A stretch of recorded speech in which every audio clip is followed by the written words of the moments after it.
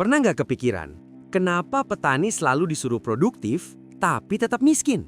Di video ini, kita bahas teori konspirasi dunia pertanian. Dan ini bukan sekadar mitos. Selamat datang kembali di channel Ben Jarod, Petani ala Kadarnya. Pada episode kali ini, kita akan membahas sedikit tentang teori-teori konspirasi yang berkembang di kalangan petani kecil. Ketika ketidakadilan melahirkan kecurigaan. Di banyak desa, isu pertanian tidak lagi dibicarakan sebagai soal benih, pupuk, atau panen. Ia telah menjelma menjadi ruang kecurigaan tempat teori konspirasi tumbuh dan beredar.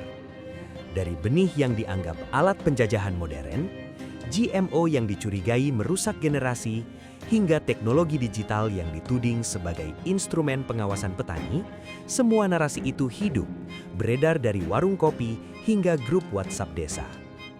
Pertanyaannya, apakah teori-teori konspirasi ini sekadar kebodohan kolektif atau justru cermin dari ketidakadilan struktural dalam sistem pertanian modern? Ketika petani kehilangan kendali. Dalam pengalaman banyak petani, perubahan pertanian sering datang bukan sebagai pilihan, melainkan paksaan. Benih lokal menghilang, digantikan benih hibrida yang tidak bisa ditanam ulang. Pupuk semakin mahal, pestisida menjadi keharusan, dan hasil panen tak lagi sepenuhnya berada di bawah kendali petani. Dalam situasi seperti ini, kecurigaan bukan sesuatu yang lahir dari ruang kosong. Teori konspirasi tentang petani dibuat ketergantungan sesungguhnya adalah bahasa lain dari rasa kehilangan kedaulatan.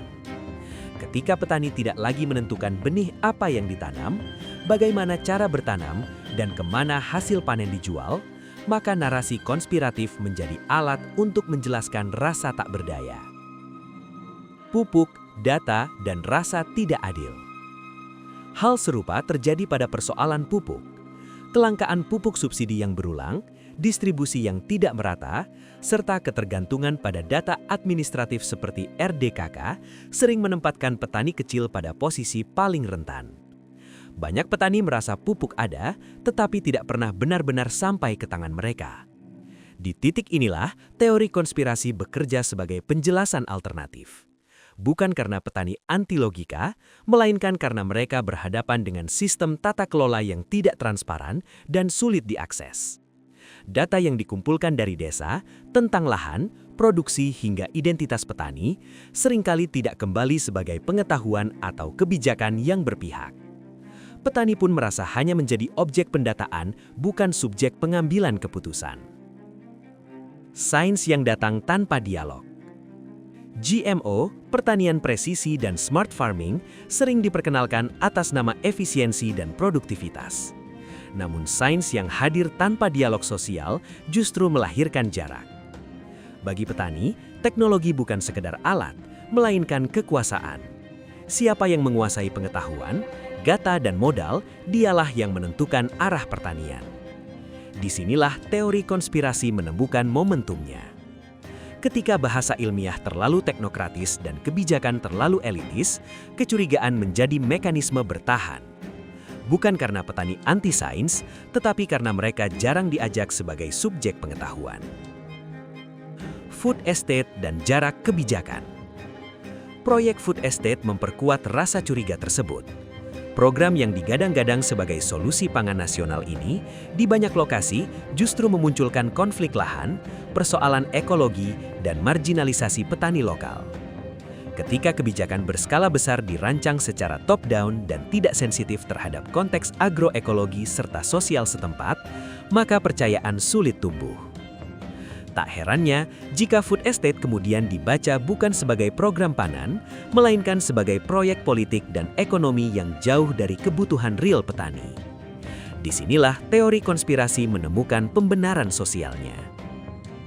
Kelaparan dan politik pangan global. Narasi bahwa kelaparan sengaja diciptakan oleh elit global sering dianggap berlebihan. Namun, fakta bahwa dunia memproduksi pangan cukup sementara miliaran orang tetap lapar adalah paradoks yang nyata. Masalahnya bukan pada produksi, melainkan distribusi, akses, dan kekuasaan pasar. Ketika harga pangan ditentukan oleh spekulasi global, ketika negara berkembang hanya menjadi pemasok bahan mentah, dan ketika petani kecil terus berada di posisi paling rentan, maka teori konspirasi menjadi cara sederhana untuk memahami sistem yang terlalu kompleks dan tidak transparan. Konspirasi sebagai gejala sosial. Teori konspirasi pertanian seharusnya tidak dibaca secara harfiah, melainkan sebagai gejala sosial.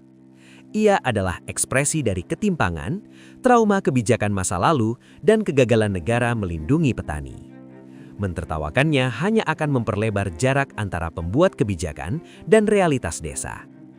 Yang dibutuhkan bukan sekadar klarifikasi ilmiah, tetapi keadilan struktural.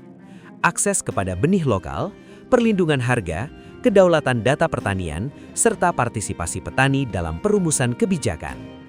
Tanpa itu, sekuat apapun argumen sains, kecurigaan akan terus tumbuh. Terima kasih telah menyimak pembahasan kami tentang teori konspirasi dunia pertanian.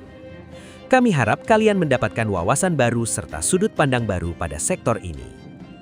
Jangan lupa untuk subscribe, beri like, dan tinggalkan komentar di bawah jika kalian punya pertanyaan atau ingin berdiskusi lebih lanjut. Sampai jumpa di episode berikutnya.